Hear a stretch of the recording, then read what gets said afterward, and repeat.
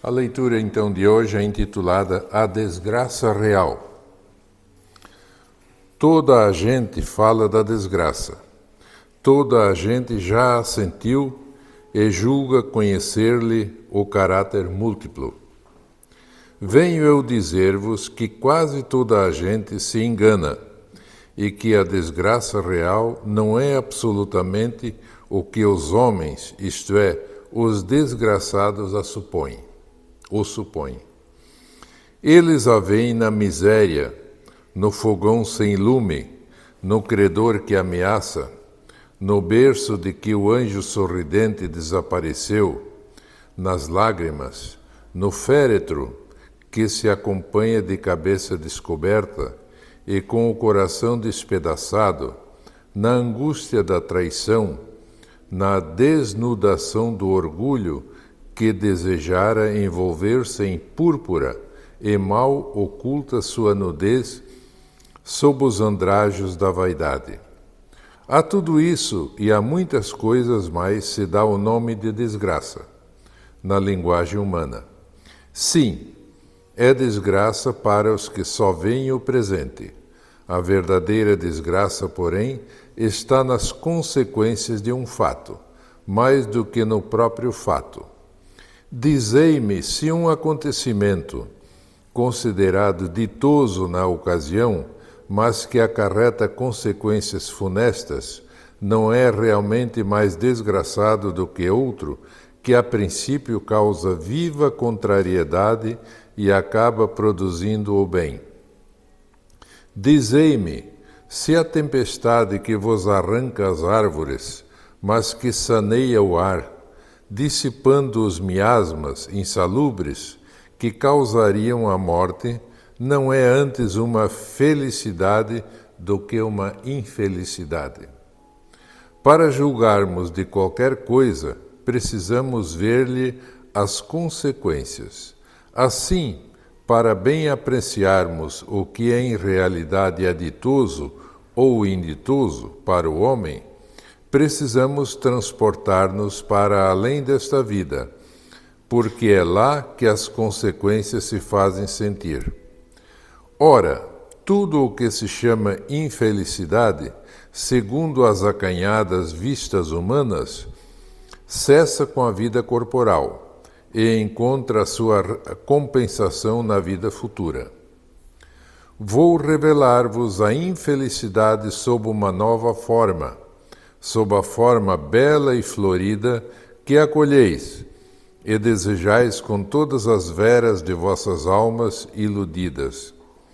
A infelicidade é a alegria, é o prazer, é o tumulto, é a vã agitação, é a satisfação louca da vaidade que fazem calar a consciência, que comprimem a ação do pensamento, que atordoam o homem com relação ao seu futuro. A infelicidade é o ópio do esquecimento que ardentemente procurais conseguir. Esperai, vós que chorais. Tremei, vós que rides, pois que o vosso corpo está satisfeito. A Deus não se engana, não se foge ao destino, e as que vos privais do sono para velar a cabeceira de um doente,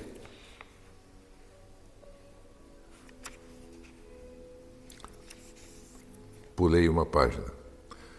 Credoras mais impiedosas do que a matilha que a miséria desencadeia, vos espreitam o repouso ilusório que para vos imergir de súbito na agonia da verdadeira infelicidade, daquela que surpreende a alma amolentada pela indiferença e pelo egoísmo. Que, pois, o Espiritismo vos esclareça e recoloque para vós, sob verdadeiros prismas, a verdade e o erro, tão singularmente deformados pela vossa cegueira. Agireis então como bravos soldados, que, longe de fugirem ao perigo, preferem as lutas dos combates arriscados à paz que lhes não pode dar glória, nem promoção. Que importa ao soldado perder na refrega armas, bagagens e uniforme, desde que saia vencedor e com glória? Que importa ao que tem fé no futuro deixar no campo de batalha da vida a riqueza e o manto de carne, contanto que sua alma entre gloriosa no reino dos céus? Quem escreveu foi Delfina de Girardin, Paris, 1861.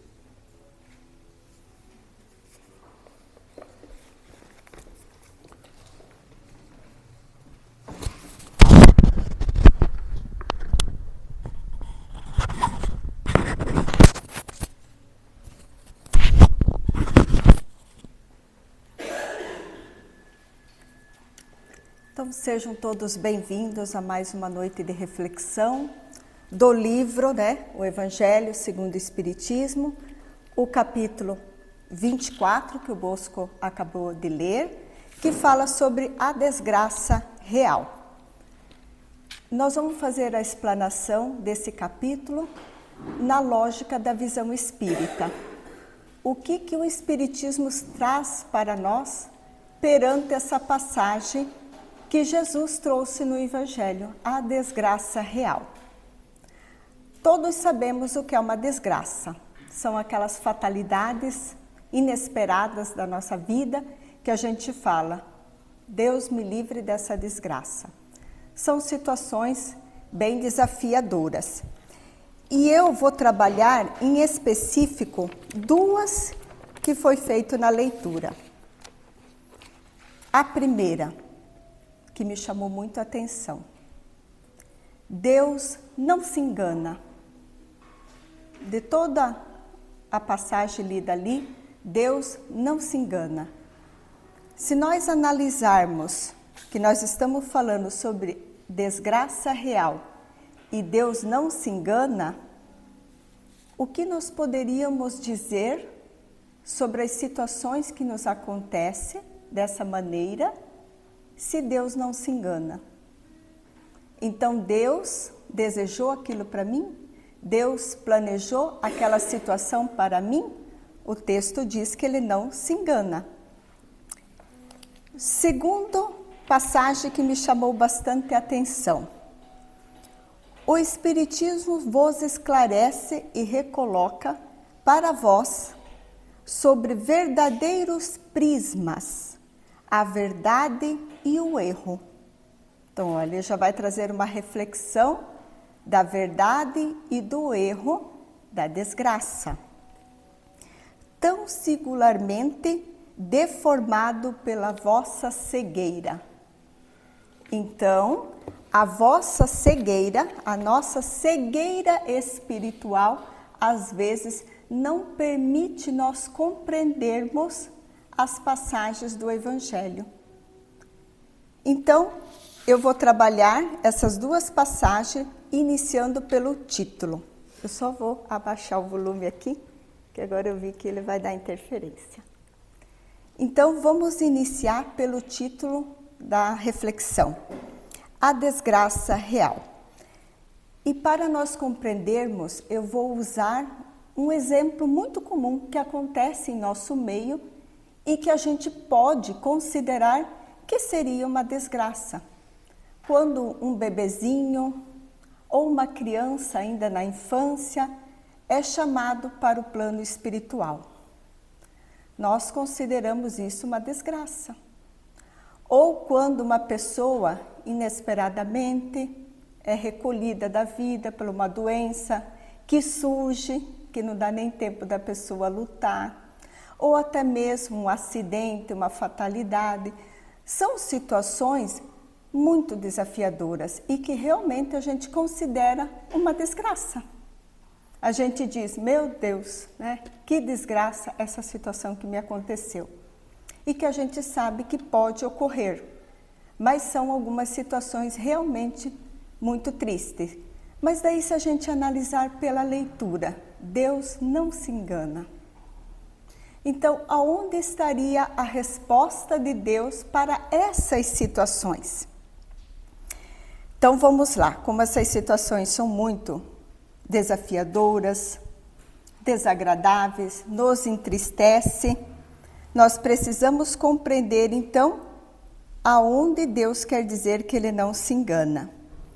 Será que tudo que ocorre na nossa vida é uma desgraça? Será que tudo que nos acontece que não é bom é uma desgraça? A resposta, que é a leitura que me chamou a atenção, que a doutrina espírita vai nos esclarecer. Aqui que eu digo que a doutrina ela é consoladora e que ela tira a nossa cegueira da compreensão. Por quê? Ela vai nos esclarecer que essas situações que a leitura trouxe para nós, que a gente fala em desgraça, são oportunidades de redenção. Mas por que precisamos nos redimir? Do que nós precisamos nos redimir nessas situações, se nós não sabemos por qual motivo estamos passando por essa situação? Então, continuamos sem resposta aonde que Deus não se engana. Porque se uma situação dessa chega para mim e eu não encontro respostas e justificativas para essa situação, aonde que eu posso encontrar a resposta que Deus não se engana quando uma fatalidade dessa me visita? Ou quando uma dificuldade bem desafiadora me visita? Novamente, a doutrina espírita nos esclarece. Aqui vem a verdadeira compreensão. Então, a doutrina espírita vai nos dizer que nós somos viajantes do tempo. O que quer dizer isso? Horas estamos numa existência, horas estamos em outra existência. Então, nós estamos em muitas existências. Provavelmente, nessas existências, nós aprontamos muito, falhamos bastante. Hoje, a gente ainda falha, a gente ainda comete muitos enganos, muitos deslizes, cometemos muitos erros que nós já temos compreensão que nem deveríamos fazer. Então, imagina em épocas onde muitos dos erros eram permitidos. Era em nome de Deus. Então, nós aprontamos em muitas vidas. Mas, em algum momento, nós temos que reparar. Em algum momento da nossa existência, nós vamos ter que reparar o que fizemos de errado. Aí vem uma reflexão bem atual para nós. Então, nós compreendemos que nós somos viajantes, que erramos muito. Mas, como que nós podemos trazer isso para a nossa vida hoje, para a nossa atualidade agora? Tudo que eu fizer hoje, nesse momento, eu estou construindo o meu amanhã. Então, isso que é importante. Hoje, às vezes, eu estou aqui reparando situações das quais eu não me lembro. Mas se Deus não se engana, é porque eu devo. E em algum momento, eu preciso reparar. Então, hoje, talvez seja um momento oportuno que eu estou tendo da espiritualidade para me ajustar perante as leis divinas. Então, vamos lá. Precisamos, então, prestar atenção no que estamos fazendo hoje, porque vai determinar o nosso amanhã, e o nosso amanhã é um objetivo só de todos nós, sermos felizes. Todos nós queremos ser felizes, mas para nós sermos felizes, nós precisamos fazer coisas em conformidade com aquilo que nós queremos. Aí que vem uma reflexão atual para nós. Será mesmo que eu posso fazer tudo o que eu quero nessa vida e não responder por isso? Não mesmo. Será que realmente eu acredito que eu tenho a liberdade para fazer o que eu quiser e não vai chegar o momento de eu responder? Vai chegar o momento. Aquela passagem, eu demorei muito tempo para compreender, mas eu compreendi. O acaso não existe. Não existe mesmo, mas o livre-arbítrio sim. Então, eu sou livre para fazer escolhas. Eu sou livre para tomar as minhas decisões. Mas eu sou responsável por elas. Então, tudo aquilo que me acontece, em algum momento eu falhei com essa situação. Por isso que ela chega em algum momento para mim. Como disse a leitura, em forma de desgraça. Mas a situação que está me chegando é uma oportunidade de reparação por falhas da vida passada. E o mais importante que a leitura traz, a desgraça não é o que a gente já fez, mas sim o que a gente está fazendo e não deveria fazer. Porque nós temos hoje a compreensão, a inteligência, a consciência daquilo que nós estamos fazendo. Então, quantas situações que a gente jamais deveria fazer e nós continuamos fazendo. Mas não se engana, vai chegar um momento que nós vamos ter que nos ajustar com a vida. Mas Deus é perfeito e existe uma lei chamada lei do amor. Então Deus, conhecedor do jeito que é, das nossas falhas, dos nossos desafios, Ele nos trouxe essa lei. O que essa lei faz para nós? Quando chega o momento de nós nos ajustarmos com as leis divinas, Ele não nos desampara. Ele vai nos auxiliar em inúmeras situações da nossa vida para nos dar força para nós enfrentarmos os desafios. Mas isso só acontece quando eu tenho consciência da dificuldade que eu estou passando. O que quer dizer consciência? Quando eu começo a compreender e fazer as minhas reflexões. Por que eu estou passando por isso? O que eu preciso aprender com essa situação? E não eu ficar somente me lamentando, somente ficar triste com aquilo que está acontecendo, porque esses comportamentos não faz eu fazer a reflexão necessária e muito menos me dá a coragem que eu preciso para enfrentar aquelas situações. Porque se eu fico só no processo de lamentação, eu não consigo enfrentar a situação, mesmo que ela seja dolorosa. Mas Ele nunca nos desampara. Sempre nós vamos ter o auxílio da espiritualidade para nos auxiliarmos. E nós sabemos de que maneira. Através do nosso anjo da guarda, através da oração, da meditação, de uma boa leitura. Todas essas situações. E a mais bonita de todas, quando nós caminhamos nessa existência em conformidade com as leis divinas. Porque a lei divina, ela é perfeita para a nossa caminhada. Ela nunca vai nos conduzir para o caminho errado, ou as bem-aventuranças de Jesus. Então, são caminhos que nós temos para seguir e não errar mais. Então, vamos lá. Outro exemplo muito bom e muito bonito que foi dado para Chico Xavier, para nós não cairmos nas desgraças, é quando Chico questiona o seu mentor, Emmanuel, e fala: Emmanuel, eu estou com muita dificuldade na minha caminhada, eu não sei se eu vou dar conta. E Emmanuel diz para Chico: eu tenho a resposta. E Chico fica muito contente. O mentor dele tinha a resposta para ele enfrentar as dificuldades.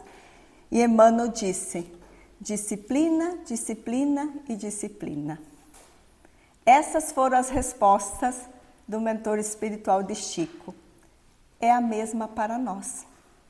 Em todas as situações da nossa vida, nós precisamos ter disciplina. Então vamos lá. É difícil? Com certeza é. Com certeza não é fácil. Mas a nossa programação reencarnatória, ela foi preparada, porque lembra que Deus nos concede a lei do amor, para nós enfrentarmos as nossas dificuldades em frações.